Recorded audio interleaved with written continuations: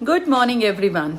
मैं आईसीएस के इस चैनल पर आज आप सभी के बीच में हूं और आज खास दिन है मेरे लिए क्योंकि आज हमारे साथ एक ऐसी लड़की है जिसने अपने घर, अपने एरिया, अपने समाज की बंदिशों को तोड़ते हुए एक मुकाम हासिल किया है। ये बेटी हमारे बीच में है जिसने लाइफ की बहुत सारी दिक्कतों को सहते हुए, लाइफ में बहुत सारी प्रॉब्लम्स को फेस करते हुए फाइनली अपनी लाइफ में एक स्टैंड बना लिया। आज मैं मिलवाऊंगी आपको एक लड़की से जिसने अपने घर में एक, ये मान लीजिए कि बाकी भाई बहनों के लिए भी एक रोल मॉडल के रूप में ये आ गई हैं। ये इनकी एक बहन है जो दोनों पुलिस में एक ऑलरेडी काम कर रही हैं और अब इनका सिलेक्शन हो गया। इनके बारे में आप इनसे ज्यादा सुनेंगे तो वो ज्यादा बेहतर होगा। चलिए मैं आपको मिलवाती हूँ। बताओ बेटा, क्या नाम है तुम्हारा? मेरा नाम कौशल है। कौशल है। कौशल, तुम किस चीज में सिलेक्शन हो गया? मेरा फीमेल कांस्टेबल हरियाणा में फाइनल सिलेक्शन हो गया है। अच्छा, फाइनल सिलेक्शन हो गया। कितने दिन पढ़ी कौशल तुम? मैम 1 ईयर, जिसमें मेरा भी वन मंथ बाकी है। अच्छा, 1 ईयर में तुम्हारा सिलेक्शन हो गया। चलो, कितनी मेहनत की कौशल तुमने? कितने कितने घंटे दिन में पढ़ती थी? मैम मेरा शेड्यूल, मुझे मोस्टली मॉर्निंग में पढ़ना अच्छा लगता था। मैं तो सुबह 4 बजे से लेके कोचिंग के टाइम तक, मतलब 7 बजे तक पढ़ती थी। फिर उसके बाद कोचिंग के लिए निकल जाती थी 8 बजे रेडी होके। अच्छा, फिर तुम कोचिंग में कितने से कितने तक पढ़ी? मैम जब तक क्लासेस होती थी पूरी क्लास लेती थी मैं। सारी क्लासेस अटेम्प्ट करके फिर घर जाके थोड़ा ब्रेक लेके फिर इवनिंग में फिर से मैं पढ़ाई करती थी। अच्छा कौशल, तुम्हारे पिताजी क्या करते हैं? मैम मेरे पापा एक फर्म चलाते हैं, डेयरी है उनकी। अच्छा, उस पे काम करते हैं। तो और मम्मी?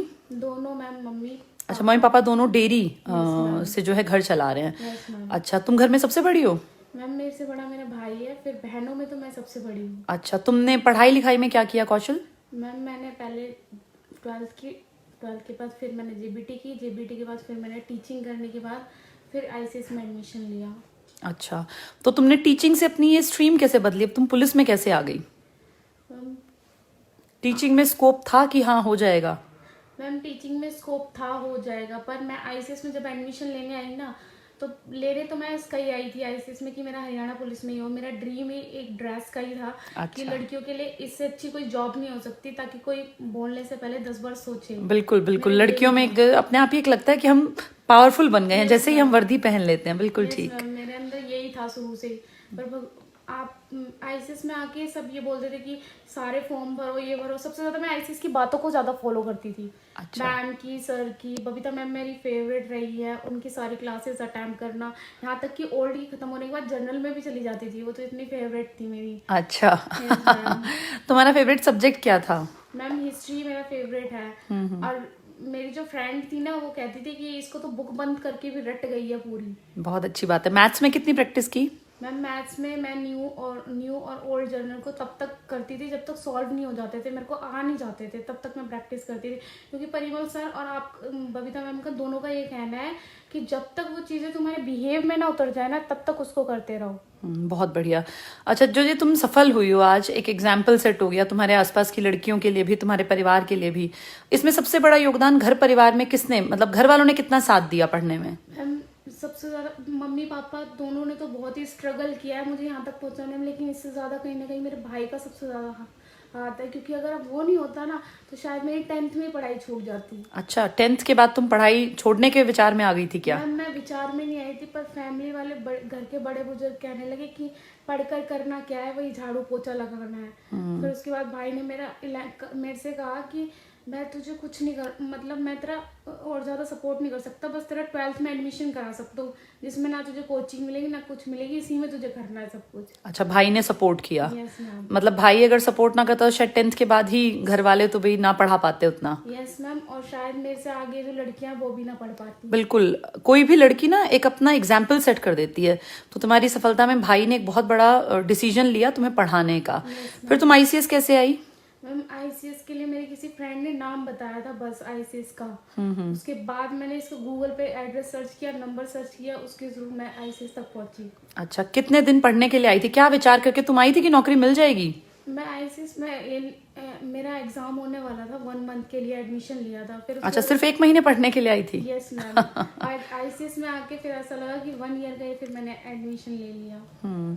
और बताओ, और बच्चों के लिए क्या सलाह दोगी? क्योंकि कई लड़कियां हैं जिनका मन टूट जाता है, जो बड़ी परेशान हो जाती हैं कि भाई अब तो हमारा हो नहीं पाएगा। कल ही मैं एक वीडियो देख रही थी, एक लड़की मजदूर की बेटी थी और उसकी मम्मी मजदूरी करती थी, वो सेलेक्ट हुई, वो हमारी टोहाना ब्रांच में पढ़ती थी। तो तुम जैसी लड़कियां, उस जैसी लड़कियां एग्जाम्पल सेट करती हैं, लड़कियों को क्या मैसेज देना चाहोगी? मैं यही कहूंगी कि चाहे जिंदगी में कितनी भी कठिनाई आ जाए, रास्ते को बीच में नहीं छोड़ना चाहिए। क्योंकि मेरा दिल्ली पुलिस में 1 नंबर से रह गया था, तो तुरंत मुझे बबीता मैम की एक बात याद आई कि तुम मेहनत तो बहुत करते हो, कहीं ना कहीं तुम्हारी किस्मत भी रोल करती है।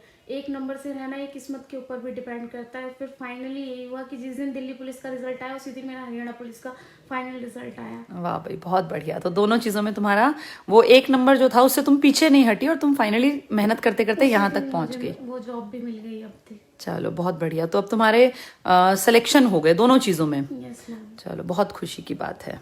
सीटेट भी क्लियर है। अच्छा, सीटेट भी क्लियर है? बहुत बढ़िया। टीचिंग के लिए पढ़ती रहना, क्योंकि टीचिंग थोड़ा सा ज्यादा सेफ है, मतलब टाइम को अगर मैं देखूं। चलिए, तो आप लोग देखा, आप लोगों ने किस तरह से फरीदाबाद से ये बच्ची है हमारे साथ, फरीदाबाद से, जो फरीदाबाद की ब्रांच ले रहे हैं हमारे पास। ज्योति मैम भी मेरे साथ हैं, ज्योति से भी मैं आपको मिलवाती हूँ। ज्योति, कैसा लग रहा है तुम्हें, तुम्हारी ब्रांच से बच्ची जो एक बहुत नॉर्मल से परिवार से है और जो शायद 10वीं के बाद ही अपनी स्कूलिंग खत्म करने का एक घर वालों का एक दबाव, पुराने जो बुजुर्ग हैं उनका एक था, वहां से आज ये लड़की नौकरी पर है, इंडिपेंडेंट बन गई है फाइनेंशियली। तो तुम्हें कैसा फील हो रहा है? तुम जैसे अगर ये ब्रांच ना की होती तो और अब में कितना फर्क लगता है तुम्हें अपने अंदर कि भाई तुम्हें कुछ लगता है कि हाँ, कुछ रोल तुमने भी प्ले कर दिया? बिल्कुल बिल्कुल मैम। जब मैंने ब्रांच ली थी तो ब्रांच को मतलब एक लेडी की तरह ब्रांच चलाने में मेरे को बहुत संघर्ष आते थे। परिमल सर का बहुत बड़ा साथ है, उन्होंने मुझे कभी भी ना अनकंफर्टेबल नहीं फील करवाया, मुझे हमेशा एज अ डॉटर उन्होंने मुझे कंफर्ट दिया। तो परिमल सर से हमेशा इसी जगह पे मैं आके सीखती थी, सर मैम सर कैसे करना है, उन्होंने मुझे बच्चों को मैनेज कैसे करना है, बच्चों को कैसे डिसिप्लिन करना है, इन्वायरमेंट कैसे देना है। सबसे बड़ी चीज़ जो हमने मेंटेन करी, उसका अफसाना मैम को बहुत बड़ा क्रेडिट देती हूँ कि हमने ना डिसिप्लिन बहुत बड़ा मेंटेन किया। आप लोग बहुत अच्छा पढ़ाते हैं, बट अगर बच्चों का वहाँ पे पढ़ाई का माहौल नहीं होगा तो वो सक्सेस नहीं हो पाएंगे।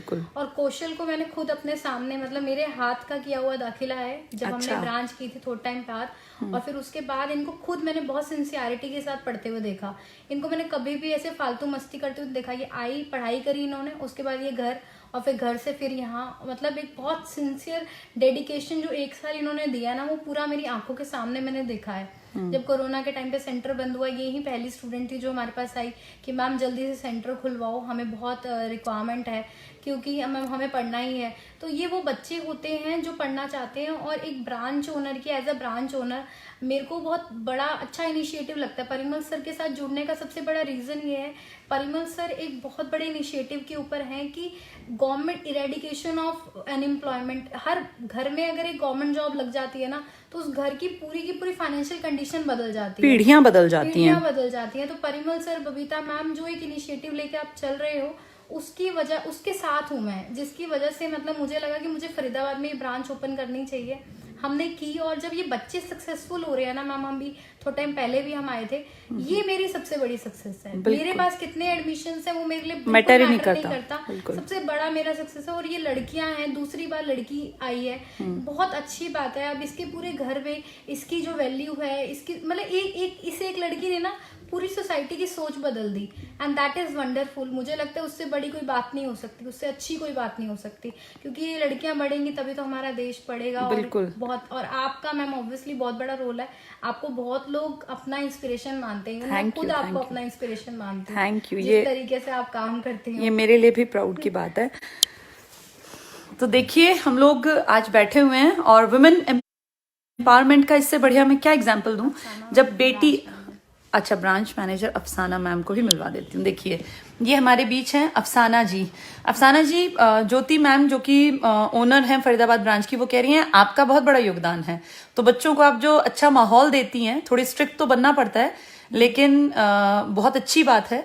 और आपके कारण आज कौशल जैसी लड़कियां हमारे बीच में हैं। और वुमेन एम्पावरमेंट में बहुत बड़ा योगदान इन्हीं चीज़ों का होता है, जब ये छोटे छोटे घरों से निकली लड़कियां काबिल बनती हैं। तो आप हमारे पास कब से यहाँ ब्रांच पर हैं? तो मैं सबसे पहले सबको नमस्ते कहना चाहूँगी। और क्या है कि जब मैं पहली बार आई थी आईसीएस में जॉब के लिए, तो सबसे पहले मैंने डेमो क्लास ली थी। क्या मैं जहाँ पे जा रही हूँ वो मेरे लिए सही है, मेरा भी बेनिफिट होना चाहिए ना अगर मैं कहीं पे जॉब कर रही हूँ। तो मैंने क्लास ली, मुझे बहुत पसंद आई और फिर मैं वहाँ पे जॉब करने लगी। मैं न्यू जनरल संभालती थी, तो मेरे से कई बच्चे बोलते थे कि मैम कितने बच्चे चले गए, कितने स्टाफ चला गया, आप क्यों नहीं गए अभी तक, आप तो इतने टाइम से टिके हो। मैंने कहा यही तो बात है ना, किसी ने आईसीएस के बारे में समझा नहीं और उसको जाना नहीं, परखा नहीं, इसलिए वो चले गए। मैंने समझा है, जाना है, परखा, इसलिए मैं 2 साल हो गए हैं मेरे को आईसीएस में जुड़े हुए। और मैं ये चाहती हूँ कि सब लोग लड़कियों को कमजोर समझते हैं ना, आज सेंटर पे जैसे मैं ब्रांच मैनेजर के रूप में काम करती हूँ, तो मैं कमजोर नहीं हूँ, तो मेरे सेंटर पे आने वाला बच्चा भी कमजोर नहीं है और ना मैं उनको होने दूंगी। वो जैसा इन्वायरमेंट चाहिए, कई बच्चे सोचते हैं कि लड़के हैं यहाँ पे कैसे पढ़ेंगी हमारी बेटियां, पेरेंट्स भी आते हैं मेरे से पूछते हैं कि मतलब लड़कियां कैसे पढ़ेंगी, लड़की अलग पढ़ती है कि नहीं। मैं कहती हूँ कि मैं हूँ ना, मैं बैठी हूँ ना यहाँ पे, आप बेफिक्र रहो। जब मैं लड़की यहाँ पे बैठी हूँ तो आपकी लड़की को कैसे कोई हो जाएगा, मैं भी तो आपकी बेटी की तरह हूँ और जो आपका बच्चा हमारे पास आ रहा है वो हमारे बच्चे की तरह है। तो इस तरीके से मैं यही साबित करने के लिए कि गर्ल पावर सबसे स्ट्रांग होती है और वो सबको दिखाना चाहिए, इसलिए मैं ब्रांच पे अभी तक मतलब कि काम कर रही हूँ आईसीएस फरीदाबाद में, और मैं करती रहूंगी जब तक सारे बच्चे नहीं लग जाते। बहुत बढ़िया, बहुत बढ़िया। तो देखिए हमारे बीच में ये कई सारी महिला शक्ति से मैंने आपको मिलवाया। ज्योति जो कि हमारी ब्रांच ओनर हैं, अफसाना जो कि ब्रांच को पूरा मैनेज करती हैं, और कौशल, ये अपने आप में उदाहरण हैं उन सभी लोगों के लिए जो मानते हैं कि लड़कियां कमजोर होती हैं, लड़कियों को ज्यादा पढ़ाना नहीं चाहिए, लड़कियां क्या कर लेंगी। तो इस तरह के लोग हैं जो दुनिया में अपने कामों से जवाब देते हैं। किसी को पलट के जवाब देने की जरूरत नहीं होती। आप कामयाब इतने हो जाइए कि दुनिया आपको एडमायर करने लगे, वो आपको अपना रोल मॉडल मानने लगे। और मैंने एक चीज नोटिस की है, जब लोग आपकी बराबरी नहीं कर पाते तो वो आपकी बुराई करना स्टार्ट कर देते हैं, और ये ह्यूमन टेंडेंसी है। बहुत सारी लड़कियां होंगी जो चाहती होंगी कि घरों से निकले, किसी तरह काबिल बने। तो जितने भी लड़के, जितने भी किसी लड़की का भाई, किसी के पिताजी, किसी का कोई हस्बैंड मेरी इस वीडियो को देखे, वो इस चीज को समझे, अपनी बच्चियों पर विश्वास करें, अपनी बहनों पर विश्वास करें और उनको अपने विश्वास में लेके उनकी जिंदगी को बेहतर बनाने के लिए एक अच्छा प्लेटफॉर्म उन्हें दें, उन्हें पढ़ने लिखने का मौका दें, ताकि ये लड़कियां भी आजाद परिंदों की तरह अपने पंख फैलाकर इस बड़े आसमान में उड़ सकें। दुनिया बहुत बड़ी है, जिंदगी बहुत लंबी है। अगर आप ये सोचते हैं कि महज पढ़ लिख के डिग्री लेके घर बैठने से काम चल जाएगा लड़कियों का, तो ऐसा बिल्कुल नहीं है। लड़कियों को भी फाइनेंशियली इंडिपेंडेंट बनना चाहिए और अपने आप को इस काबिल बना लेना चाहिए कि वो जब तक माँ बाप के घर में है तो ठीक है, एक साया उनके सर पर है, लेकिन जब आप अपनी बेटियों की, अपनी बहनों की शादियां करते हैं तो ये देखना चाहिए कि वो पुराना दौर बीत गया जब बस ये था कि भाई घर से अगर बेटी की शादी कर दी है तो ससुराल में जैसा भी है बस वहीं से अर्थी निकले। देखिए, अपनी बच्ची को एक अच्छा घर प्रोवाइड कराना, एक अच्छा करियर प्रोवाइड कराना, ये हम सब पेरेंट्स की जिम्मेदारी है। अपनी बेटियों को पढ़ने लिखने का अच्छा माहौल दीजिए, उनको खूब अच्छा मौका दीजिए। बेटे और बेटी में कोई अंतर नहीं है, और ये प्रूव करती हैं आज की कौशल जैसी, आज की ज्योति जैसी और आज की अफसाना जैसी लड़कियां। न जाने कितने ही, ये तो कुछ चेहरे, कुछ नाम मात्र हैं। बहुत सारी काबिल बेटियां हमारे सेंटर में जब आती हैं तो बड़ी खुशी होती है, और मुझे डबल खुशी होती है बेटियों के लगने से, क्योंकि बेटी सिर्फ एक घर की नहीं होती, बेटी 2 घरों को, 2 खानदानों को, 2 परिवारों को संभालती है।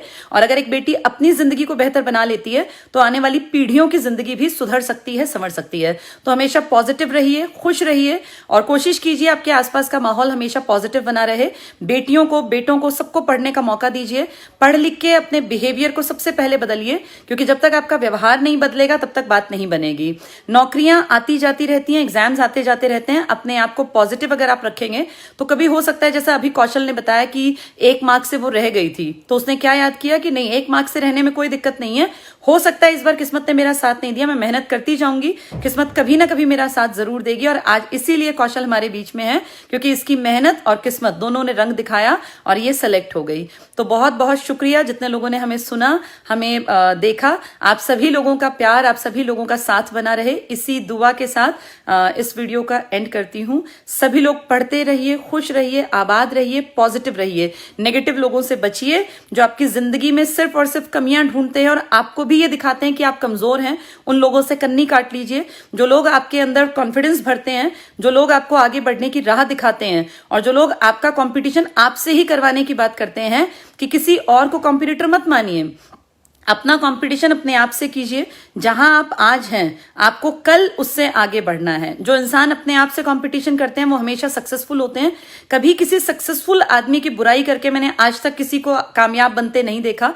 कई बार ऐसा होता है कि किसी सक्सेसफुल के बारे में बोल के कुछ लोग चंद दिन की प्रसिद्धि पाने की कोशिश कर लेते हैं, लेकिन वो बहुत चीप पब्लिसिटी है और वो कुछ दिन चल सकती है, जिंदगी भर बैठ के खिलाने के लायक नहीं बना सकती। जिंदगी भर बैठ के खाने के लायक वही बनेगा जो मेहनत करेगा, और मेहनत करना हर एक की अपनी खुद की जिम्मेदारी है। अपने हिस्से की मेहनत हर एक को खुद करनी पड़ती है।